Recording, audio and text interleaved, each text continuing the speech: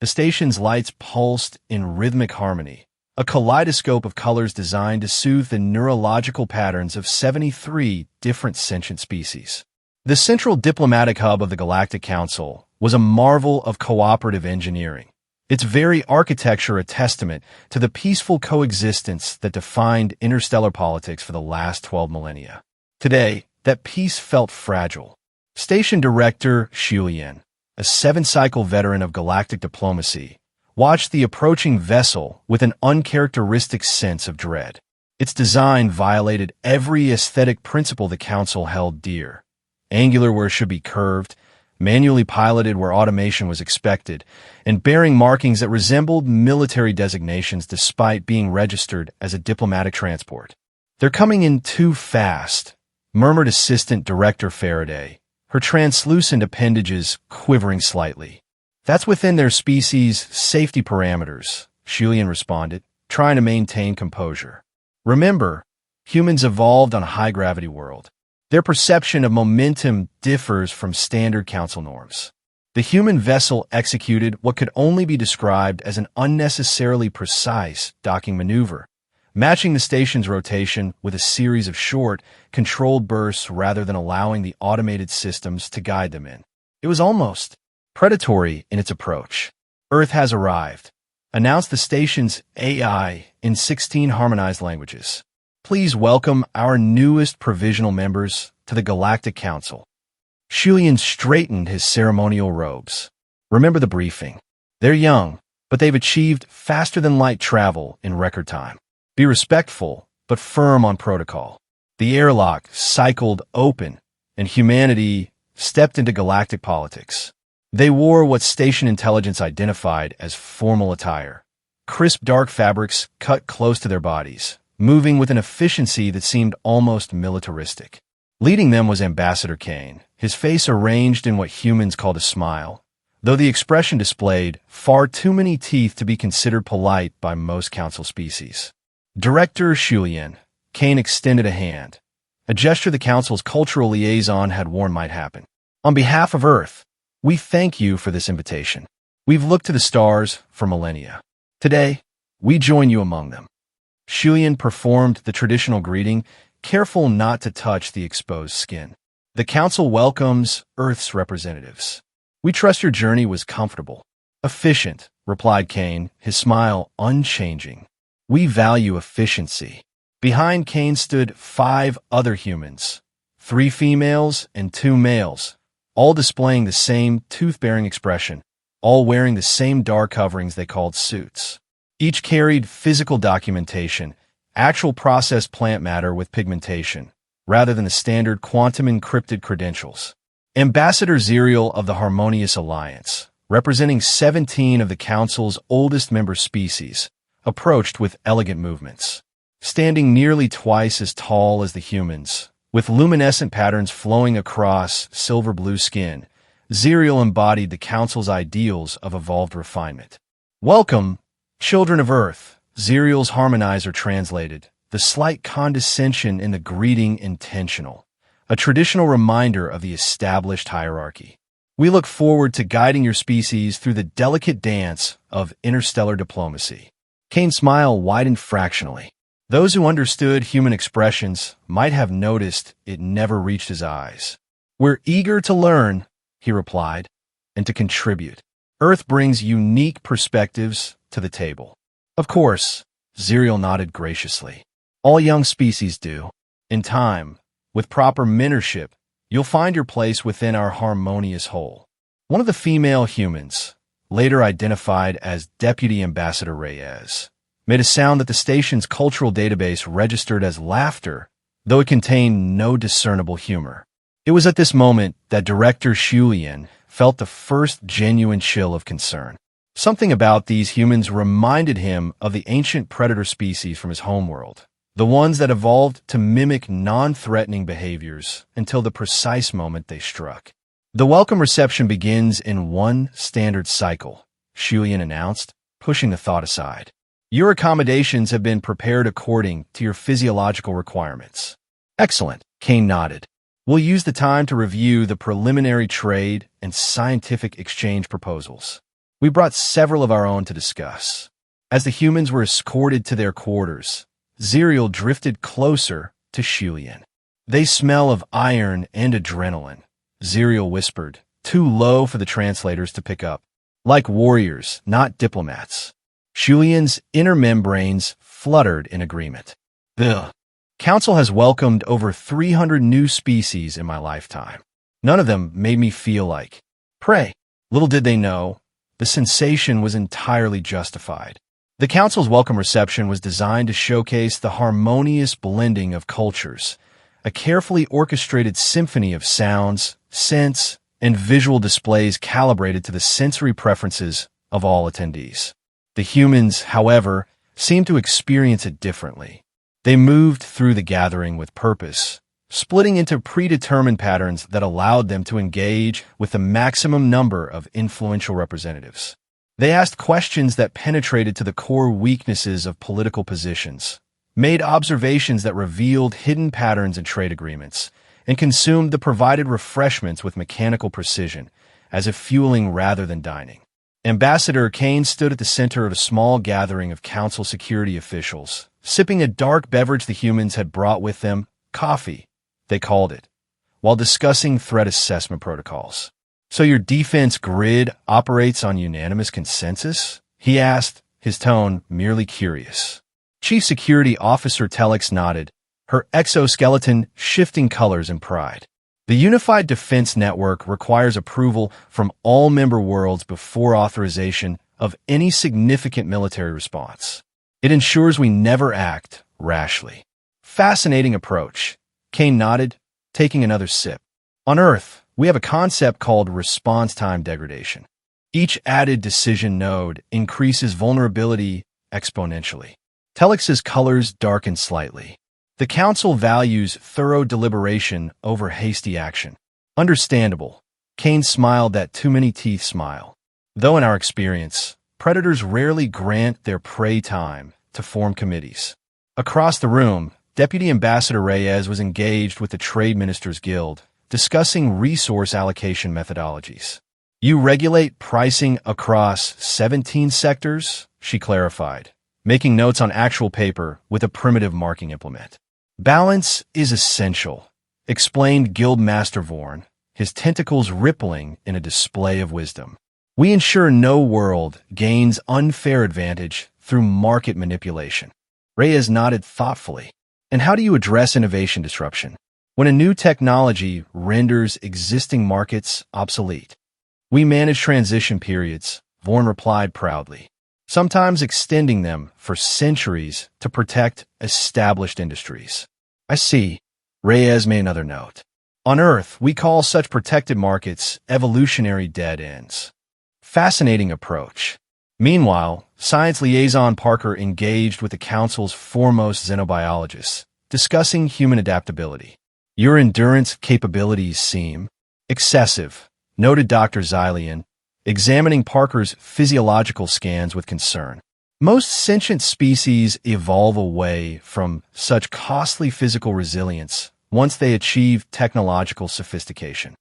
Parker smiled. We find physical capability complements technology rather than being replaced by it. Humans can still function when systems fail. But why maintain such redundancies? Asked another scientist. The caloric requirements alone. We call it integrated contingency planning, Parker replied. Or more colloquially, not putting all our eggs in one basket. An ancient survival strategy. As the reception continued, Zerial observed the humans with growing unease. They used eating utensils with the precision of surgical instruments. They maintained awareness of exits and strategic positions without seeming to look for them. They absorbed information with intensity that bordered on hunger. They're cataloging us, Zerial whispered to Shulian. Not as colleagues, but as resources, Shulian finished the thought. Or obstacles. By the reception's end, the station's diplomatic AI had subtly increased the calming agents in the atmospheric mix by 17%. It hadn't affected the humans in the slightest. The first official council session began the following cycle, with Earth's provisional membership the primary agenda item. The humans had been allocated observation status, a traditional position for new species, allowing them to learn council procedures before active participation. Somehow, within the first hour, Ambassador Kane was standing at the central podium.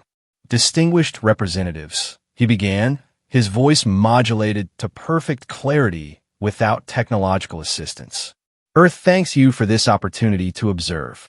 We've prepared a brief overview of potential contributions we might offer the galactic community." Zerial shifted uncomfortably. "This is irregular, Director. Observation status does not include presentation privileges." Shuyan hesitated. "The protocols are flexible. Perhaps we should demonstrate our famous inclusivity." What followed was a 40-minute dissertation on human approaches to innovation, resource utilization, and security doctrine that left the council chamber in stunned silence. Kane outlined a trade framework that would dismantle 12,000 years of carefully managed economic balance in favor of what he called creative destruction cycles. He proposed scientific collaborations that ignored ethical boundaries several member species considered sacred. He suggested security arrangements that would transform the unified defense network from a passive deterrent into what sounded disturbingly like a rapid response strike force. In summary, Kane concluded, "Earth stands ready to catalyze a new era of galactic development. We bring fresh perspectives unburdened by traditional limitations." The chamber erupted in a cacophony of translators attempting to convey 70 different species versions of objection simultaneously. High Minister Cora of the Ancient Worlds Coalition finally established order. "Ambassador Kane, while we appreciate Earth's enthusiasm, these proposals would fundamentally alter the Council's foundational principles." Kane's expression remained pleasant. "Principles should serve progress, Minister. When they become obstacles, evolution demands adaptation." "Evolution," Zerial interjected, luminescent patterns flashing in agitation. "You speak of a pending millennia of harmony for untested theories." "With respect, Ambassador," Kane replied, "natural selection doesn't reward harmony. It rewards successful adaptation to changing conditions." "We are civilized beings," Zerial countered, "not creatures bound by primitive biological imperatives." For the first time, Kane's smile faltered, replaced by something older and infinitely more honest. "Every species in this chamber evolved through competition, Ambassador. Civilization doesn't erase that heritage. It merely channels it into more sophisticated expressions." The chamber fell silent as the implications of his words sank in. "This session is adjourned for reflection," announced Director Shulian, activating the ceremonial chimes. "We will reconvene after a standard rest cycle." As the chamber emptied, Zerial approached Shulian with urgent intensity. "They must be contained," Zerial insisted. "These humans don't seek integration. They seek domination. Their minds still operate on primitive competition paradigms." Shulian's inner membranes fluttered in distress. "We cannot discriminate based on evolutionary psychology, Ambassador. The founding principles were not written with species like this in mind," Zerial interrupted. "Did you see how they responded during the economic discussions? When Minister Taxel explained our resource allocation system, the female human, Reyes, made notes about exploitable inefficiencies." "Perhaps a translation error," Shulian suggested without conviction. "It was not." Zerial's patterns darkened. "I've initiated emergency linguistic analysis of their communications. The humans use diplomatic language, but their conceptual frameworks are those of conquerors." The following days brought a series of increasingly alarming interactions. During scientific exchange sessions, the humans demonstrated technologies that they claimed were standard research tools, but which several Council security analysts privately classified as dual-use weapons platforms. Their medical science presentations revealed a species that had evolved with such aggressive internal defense mechanisms that several xenobiologists questioned how humans didn't destroy themselves with their own immune responses. Most concerning were the military coordination briefings. When presented with the Council's conflict resolution protocols, a complex system of diplomatic interventions refined over thousands of years. The human security attaché, Vasquez, had asked a single question: what's your average response time from threat detection to force deployment? The truthful answer, 17 days for assessment, authorization, and mobilization, had caused all 5 humans present to exchange glances. That's thorough, Vasquez had commented, in a tone that several empathic species registered as containing suppressed alarm. By the 5th cycle, the Council's inner chambers were in disarray. Half the senior representatives advocated for accelerating Earth's full membership to better integrate their perspective, while the other half recommended immediate revocation of their provisional status as a safeguard against destabilizing influence. Meanwhile, the humans continued their methodical information gathering, their strategic relationship building, and their subtly disruptive questioning of established norms. Why does your judicial system prioritize precedent over outcome? They asked the Justice Consortium. Why do you maintain artificial scarcity in post-scarcity economies? They inquired of the Resource Allocation Directorate.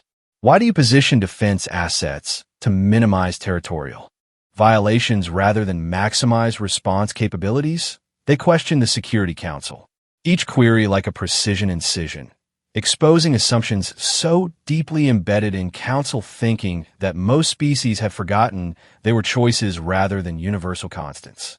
It all came to a head during the Unified Defense Strategy session. The Council's military leaders had gathered to review standard protection protocols, with Earth's representatives invited as observers due to their provisional status. The meeting was intended as a formality, a demonstration of the Council's magnificent coordination rather than an actual strategic planning session. Somehow, by the midpoint of the proceedings, Security Attaché Vasquez was standing at the central hollow projection platform, dissecting the Council's entire defense doctrine with clinical precision. Your current framework optimizes for minimal disruption, Vasquez noted, manipulating the galactic map with practiced gestures. You position assets to create buffer zones, establish clear boundaries, and maintain maximum distance between potentially competing interests. Grand Admiral Thexus, Supreme Commander of the Council's Defense Forces, nodded in affirmation.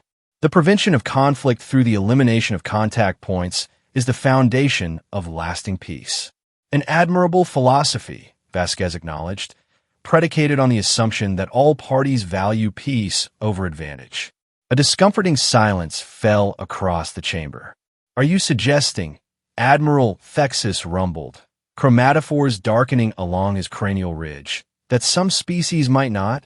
History suggests, Vasquez replied carefully, that peace is most reliable when enforced by capability rather than convention.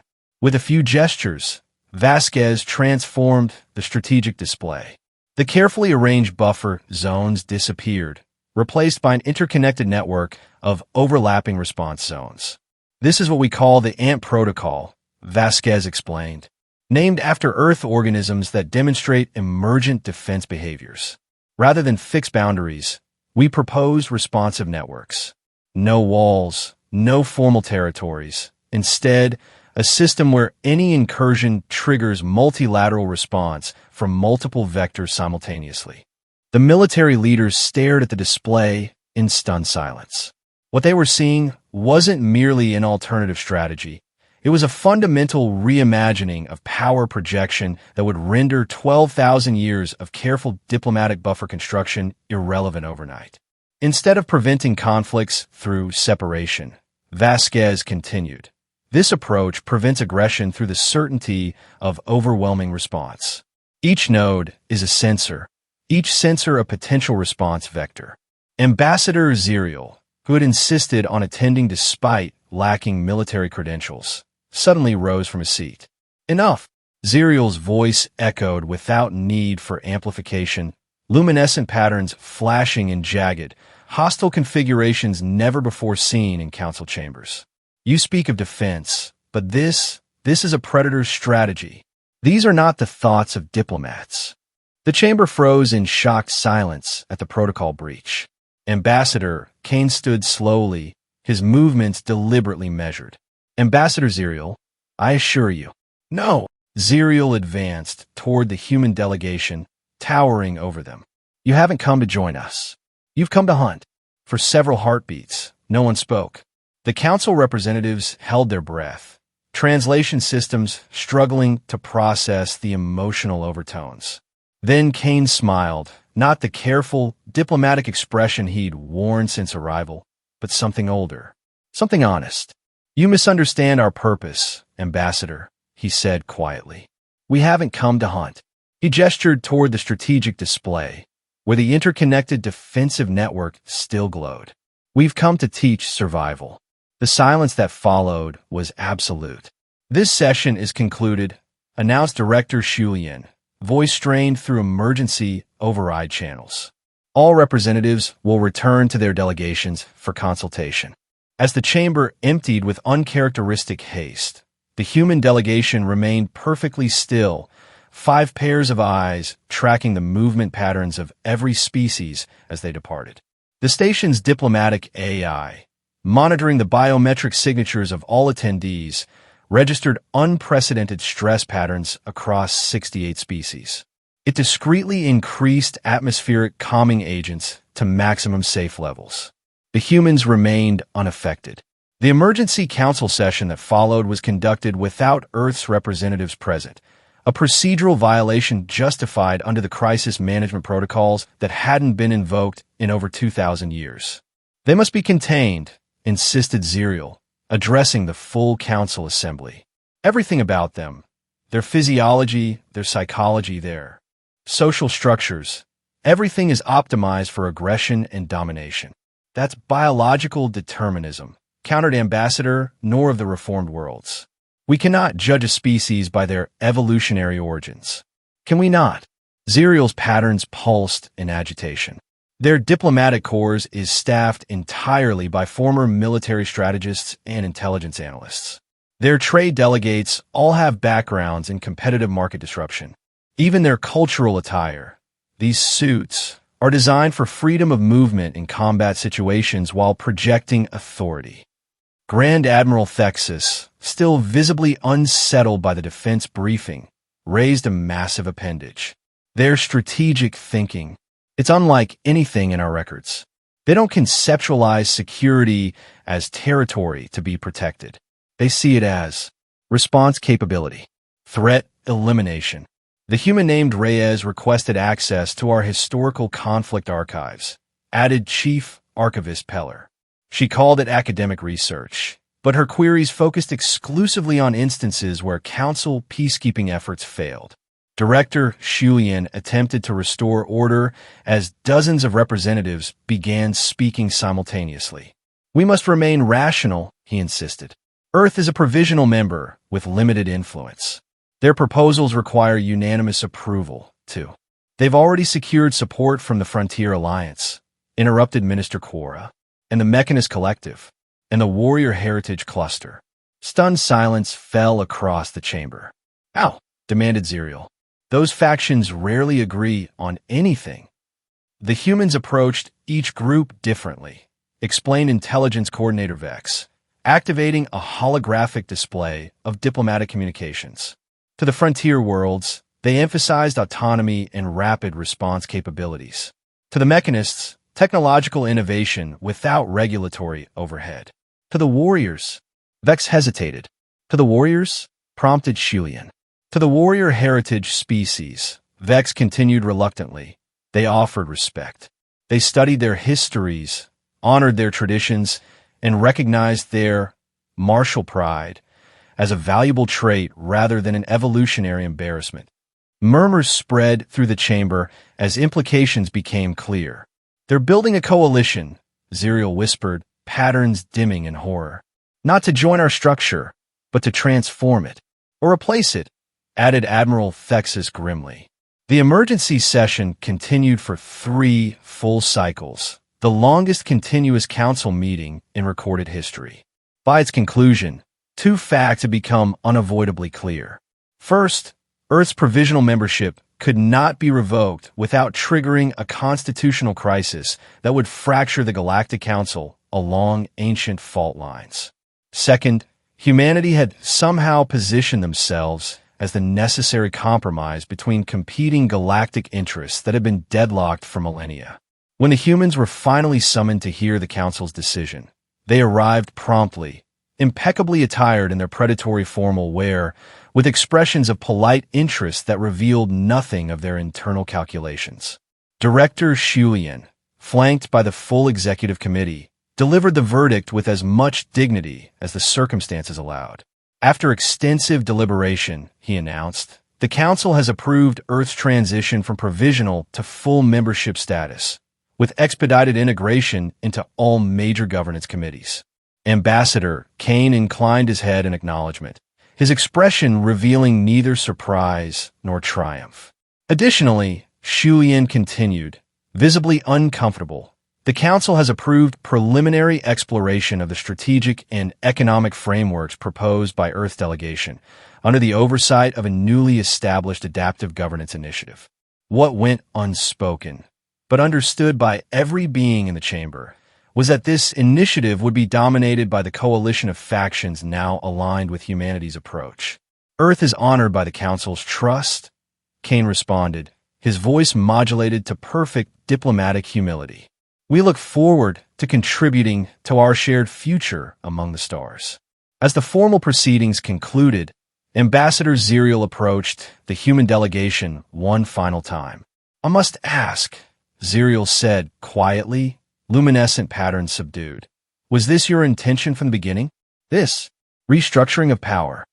Kane regarded the ancient diplomat with something approaching genuine respect.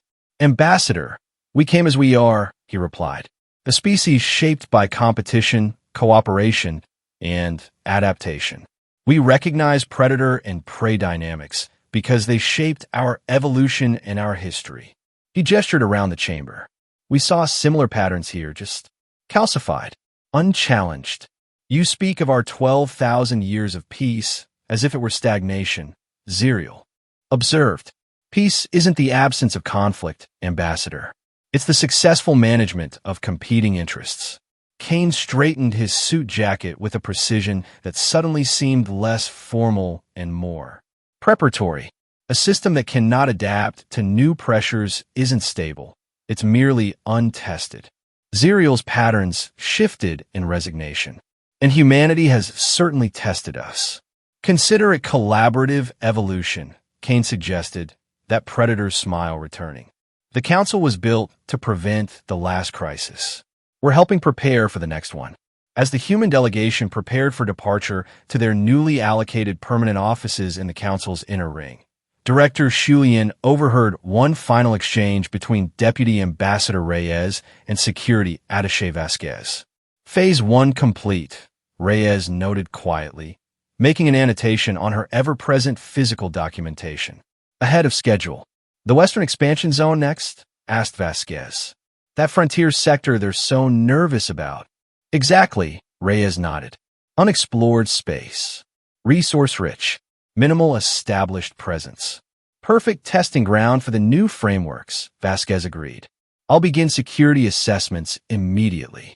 The two humans noticed Shulian's presence and smoothly shifted to formal pleasantries, but the moment had been revealing. Not as a sinister plot. There was nothing overtly threatening in their words, but as a window into their fundamental nature. They weren't conquering. They were expanding, optimizing, adapting, doing what successful species had always done. As the human delegation moved through the station toward their new positions of influence, their tailored suits immaculate, their movements efficient, their expressions pleasant yet unreadable, a junior diplomatic attaché from one of the oldest council species watched them pass. We didn't invite humanity to join us, the young diplomat murmured to a colleague. We opened the door, and apex predators walked in.